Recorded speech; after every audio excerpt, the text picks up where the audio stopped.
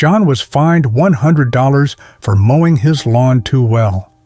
Not for neglecting it or turning it into a weed jungle, but for keeping it a pristine 1.5 inches tall. After 2 decades engineering combat roads and rebuilding shattered cities, this was the reward retirement offered: suburban pettiness armed with a clipboard.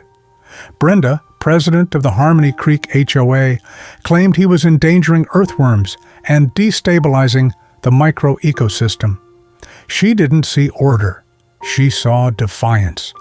For John, a man who'd survived bureaucracies and battlegrounds alike, the war over grass height wasn't about soil. It was about control. And this time, the battlefield was personal. What started as a petty citation was about to unravel a system that counted on silence. And John Miller had never been one to stay quiet. The gentle whispering whir of the blades was the only sound in the warm afternoon air. John finished a pass, paused to wipe a bead of sweat from his brow, and surveyed his work. A small, private smile of satisfaction touched his lips. It was perfect, but in every peaceful kingdom, there is always someone who mistakes order for a threat, someone who sees tranquility and feels an insatiable need to disrupt it. From across the street, the front door of a beige house opened with jarring purpose. Brenda, president of the Harmony Creek Homeowners Association, emerged. She wore her authority like a suit of armor, armed with her signature weapon, a clipboard that seemed permanently attached to her hand. She marched across the asphalt, her sensible shoes making determined, slapping sounds on the pavement, each step an assertion of her domain. Brenda did not see a beautiful lawn. She saw an unapproved deviation. She did not see a man finding peace. She saw a subject who needed to be brought back in line. John saw her approaching in his peripheral vision. He did not sigh. He did not roll his eyes. He simply stopped what he was doing, turned off the mower's engine, and waited. He stood his ground on his own property, a calm island at the face of an approaching storm. She stopped abruptly at the concrete edge of his driveway, refusing to step onto the grass as if it were contaminated. She tilted her head, a practiced look of concerned disappointment settling on her features. "Good afternoon, John," she began, her voice a confection of artificial sweetness. "Putting in some work on the lawn, I see." John gave a simple, polite nod. "Brenda." She tapped a pen on her clipboard, a sharp, staccato rhythm. "You know, John, I've been meaning to talk to you about this. Your enthusiasm for landscaping is admirable, but we have standards in Harmony Creek, standards that protect the entire community." John's expression remained neutral, but his eyes were sharp, analytical. He was listening. "And how am I outside of those standards?" Brenda let out a small, patronizing laugh, as if explaining something to a child. "It's the height. You're cutting it far, far too low." She gestured vaguely at the lawn with her pen. "Look at it. It's practically scalped. You're stressing the turf, exposing the soil to invasive weeds. And," she leaned in, lowering her voice as if sharing a grave secret, "you are destroying the delicate micro-ecosystem, the earthworms, the beneficial microbes. You're committing a tiny genocide right here on your front lawn." The phrase "tiny genocide" hung in the air. In his career, John had built bridges under fire and coordinated logistics for entire battalions. He had dealt with convoluted military bureaucracy and genuine life-or-death situations. He knew the difference between a real problem and a manufactured one. This was a masterpiece of the latter. "The micro-ecosystem," John repeated slowly, the word sounding foreign and absurd. I see. I'm glad you do, Brenda said, her smile tightening. She mistook his calm for capitulation. A healthy lawn in this climate should be maintained at a minimum of 3 inches. It promotes deep root growth and is better for water conservation. Your lawn, well, it looks to be about 1.5 inches. It's simply not sustainable for the aesthetic harmony of the neighborhood. She made a few quick, aggressive-looking notes on her clipboard. Consider this a friendly, verbal warning. The board is taking lawn health very seriously this season. I'd hate to have to send out a formal notice. Without waiting for a reply, she turned on her heel and marched back across the street, her mission accomplished. She had asserted her dominance. She had corrected a wrong. John watched her go. He looked down at his lawn, at the thousands of perfectly uniform blades of grass. He then looked up at the sky, a faint, almost imperceptible shake of his head, his only visible reaction. A friendly warning. John knew exactly what that was. It was the first shot across the bow. It wasn't about earthworms or root growth. It was never about the grass. It was about power. And John knew with a certainty that settled deep in his bones that this was only the beginning. 2 days later, John was in his kitchen, enjoying a cup of coffee, when the mail carrier's delivery clattered through the slot in his front door. He calmly walked over, sorted through the bills and junk mail, and paused on a crisp, cream-colored envelope. In the corner, the logo of the Harmony Creek HOA was embossed in an unforgiving shade of forest green. Predictability, he thought, could be a comfort. It could also be a threat. He knew this envelope was coming just as surely as he knew the sun would rise. A verbal warning from Brenda was always the prelude to the written decree. It was her process, a way of building a paper trail to justify her actions.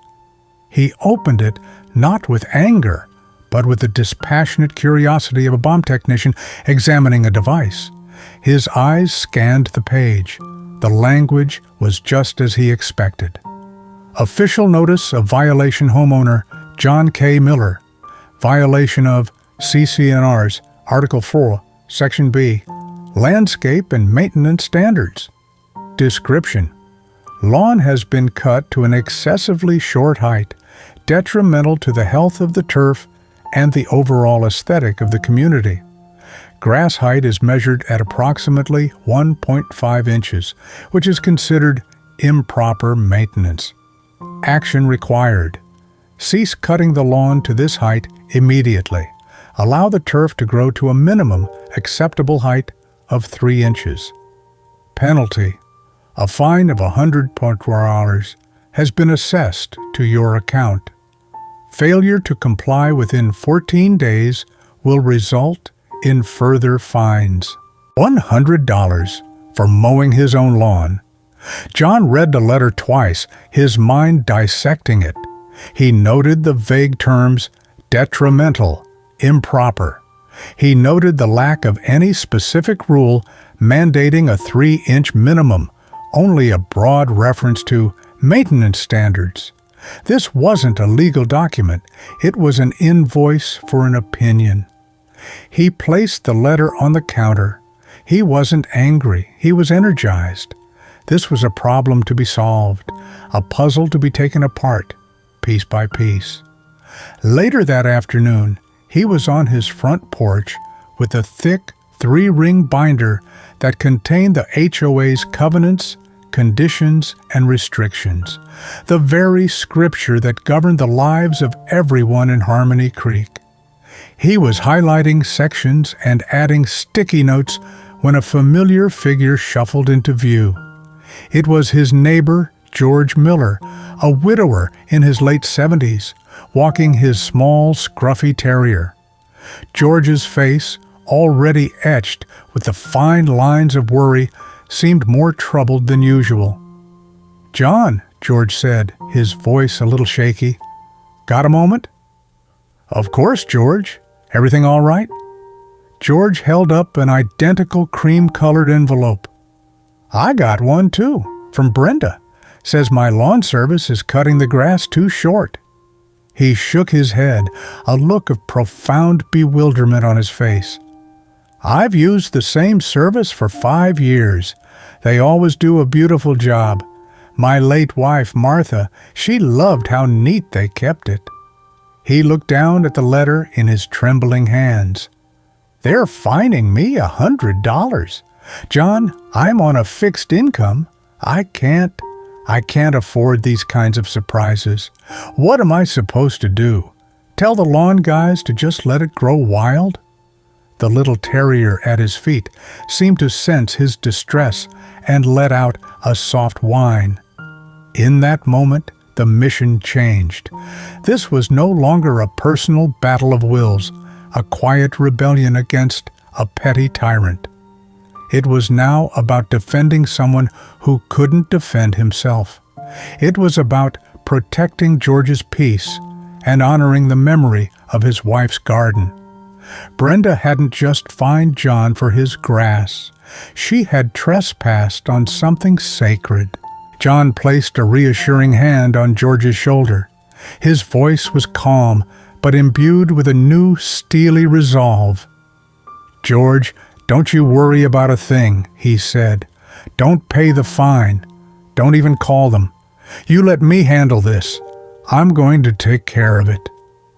George looked up, a flicker of hope in his tired eyes. "Are you sure, John? I don't want to cause you any trouble." John gave a firm nod. "It's no trouble at all, George. It's what neighbors do." As George walked away, his shoulders a little less stooped, John turned his attention back to the thick binder of HOA rules. His posture had changed. He was no longer just a homeowner reviewing a document. He was a soldier, studying a map of the battlefield. Brenda had made 2 critical errors. First, she had based her attack on a rule that likely didn't exist. And second, she had given a man with a warrior spirit something more important than his own pride to fight for. She had given him a cause. John's home office was a reflection of his mind, neat, organized, and functional. Books on civil engineering and military history lined the shelves. On his desk, the HOA's CC&R's binder lay open, flanked by a yellow legal pad and a laptop. The $100 violation letter was pinned to a corkboard, a clear and present target. A good soldier never goes into battle without a plan. An engineer never tries to solve a problem without understanding every component. For John, the HOA was just another complex system to be deconstructed. He spent the next 3 evenings in his office, working not with rage, but with a cold, clear focus. He wasn't looking for a loophole. He was looking for the fundamental flaws in the design of Brenda's attack. He read the section on landscape and maintenance standards a dozen times. It was a single paragraph filled with subjective words: neat, harmonious, healthy, well-maintained. He wrote them on his legal pad and circled them. Beneath them, he wrote a single word in block capitals: vague. On his laptop, he researched HOA laws in his state, typing in search terms: HOA unenforceable rules, subjective covenants, HOA fines appeal. He scrolled through homeowner forums and legal blogs, absorbing the stories of others who had fought back. A key legal concept caught his eye, and he wrote it down in bold letters. The phrase solidified in his mind, sharp and clear as a rifle shot: selective enforcement. The idea was simple, yet devastatingly powerful. The law requires an HOA to enforce its rules consistently and fairly for everyone. You cannot penalize one homeowner for something you let 10 others get away with. It is the primary defense against tyranny by whim. Brenda's power wasn't absolute. It was conditional. It depended on her being impartial. John had a strong suspicion that she was anything but. The next morning, John left his house. He was not going for a jog. He was on a mission. In his hand, he carried a small 6-inch ruler and a pocket-sized notebook. It was time for reconnaissance. He began his walk, a systematic survey of the territory. He wasn't sneaking around. He walked openly on the public sidewalk, greeting neighbors who were out gardening or getting their mail. "Mornin', Carol. Lawn's looking great," he'd say with a genuine smile. While Carol was beaming at the compliment, John would discreetly bend down as if to tie his shoe near the edge of her lawn. Out would come the ruler for a 2-second measurement. He'd make a quick note in his book. Lawn number 1, C. Jones, approx. 1.5 inches. He continued this block by block. A friendly wave here, a quick chat there. To any observer, he was just a man enjoying a neighborhood stroll. In reality, he was an intelligence officer gathering crucial data. The data was painting a very clear picture. The vast majority of the healthy lawns in Harmony Creek were cut well below Brenda's mandated 3-inch minimum. Most were, in fact, cut to the exact same height as his own. Then came the linchpin of his entire case. He was walking past the house of Mark, another member of the HOA board. Mark's lawn was immaculate, a deep green carpet. John performed his maneuver, offering a friendly nod to Mark, who was washing his car in the driveway. John bent down. He placed his ruler in the grass. The blades came up to precisely 1.5 inches. It was the smoking gun. A member of the very board that had fined him was in clear violation of the same supposed rule. John didn't pump his fist or gloat. He simply made a final, neat entry in his notebook, took a clear, time-stamped photo with his phone, and stood up. It wasn't a cry of "gotcha," but the quiet, profound satisfaction of a theory proven correct. A slow, confident smile finally touched his lips. Back in his office, he typed a formal letter to the HOA board, requesting to appeal his fine at the next monthly meeting, as was his right under the bylaws. He attached a similar request on behalf of George Miller. He printed it, signed it, and walked it to the official HOA mailbox at the entrance of the neighborhood, posting it with a decisive thud. The reconnaissance was complete. The evidence was gathered. The strategy was set. The meeting was in 1 week, and Brenda had no idea she was walking into a perfectly executed ambush. The Harmony Creek community room smelled of stale coffee and faint desperation. Fluorescent lights buzzed overhead, casting a sickly yellow glow on the dozen or so residents scattered on uncomfortable folding chairs. At the front sat the HOA board, Brenda in the center, looking regal and severe. On her left, Mark, the board member with the 1.5-inch lawn, looked bored. On her right, a timid woman named Sarah, the board secretary, nervously shuffled papers. John and George Miller sat in the front row. John wore a pressed collared shirt, his binder of evidence resting neatly on his lap. He was an oasis of calm in a sea of tension. George sat beside him, drawing strength from his neighbor's quiet confidence. Brenda tapped the microphone, the feedback screeching for a moment. "Meeting is called to order," she announced. "First item on the agenda is the appeal of Mr. John Miller and Mr. George Miller regarding fines for landscape violations." She looked over her glasses at John, a look meant to intimidate. "Mr. Miller, the board has reviewed your case. We have photographic evidence of your non-compliant lawn. However, in the spirit of community, we are prepared to hear your appeal." She was framing it as an act of generosity. John stood, walked to the podium, and placed his binder on it, opening it to the first page. "Thank you, Madam President, and members of the board," John began, his voice steady and clear. "I am here today not just to appeal a $100 fine, but to discuss the very nature of the rules that govern us and, more importantly, how they are applied." Brenda shifted impatiently. "Mr. Miller, we are not here for a philosophical debate. Did you or did you not cut your grass to a height of 1.5 inches?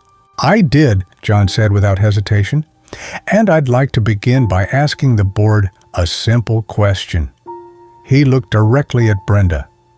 "The violation notice references Article 4, Section B. I have that section right here." He held up a printed page. "It states that lawns must be kept in a neat and healthy condition. Could you please direct me to the specific sentence in any of our governing documents that defines healthy as a minimum height of 3 inches? A hush fell over the room. Brenda was momentarily flustered, fumbling with her own binder. "Well, it's the accepted horticultural standard. It's common knowledge." "With all due respect," John countered, his tone still perfectly even. "We are not governed by common knowledge. We are governed by the words written in this book." He tapped his binder. "The rule you find me for is based on a subjective interpretation. By legal definition, it is void for vagueness. You cannot enforce a rule that is not clearly defined. Are you, or is anyone on this board, a certified agronomist who can provide expert testimony on my lawn's health?" Silence. Mark sank a little lower in his chair. Brenda's face began to flush a deep red. She changed tactics. "It is about a uniform look, Mr. Miller.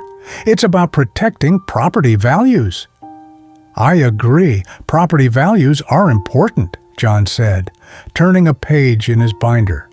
"Which brings me to my second point, fair and uniform application of the rules. This is a legal principle known as selective enforcement." He let the words hang in the air. "The principle states that if a rule is on the books, it must be enforced for everyone, not just a select few." From his binder, he pulled out a stack of glossy 8x10 photographs. He walked to the board's table and laid them down one by one like a winning poker hand. "This is the lawn at 12 Maple Street. Height, 1.5 inches. No violation notice. This is 24 Oak Avenue. Height, 1.5 inches. No violation notice. This is 18 Elm Court, the home of our board secretary, Sarah. Height, 2 inches. No violation notice." Sarah visibly flinched.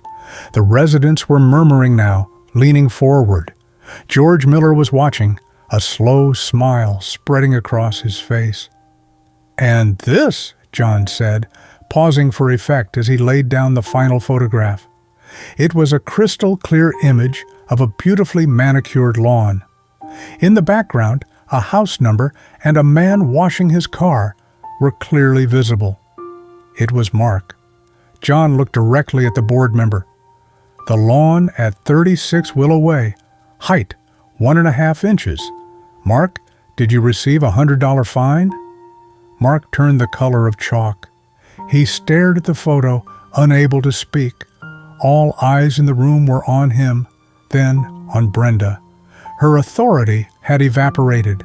Her righteous facade had crumbled, revealing the petty tyrant underneath.